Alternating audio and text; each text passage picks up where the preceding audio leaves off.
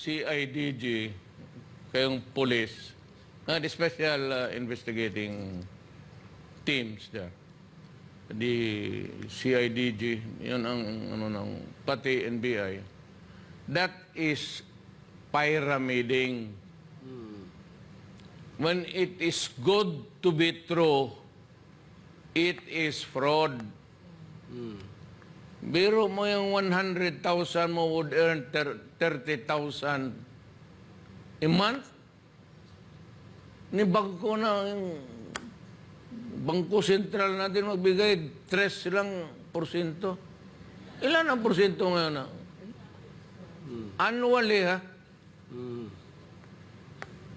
Ito kayong mga Pilipino, ilang beses ko na kayong sinasabihan. Pag ang what is being promised to you is something like heaven.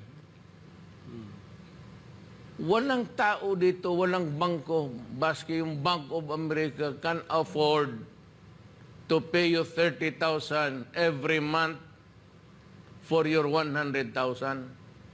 Kinulikta lang rin nila yan yung pasok.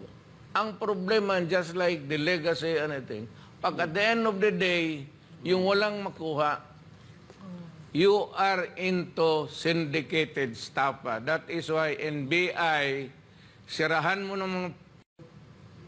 mo na sila at dalhin mo doon sa upon my orders.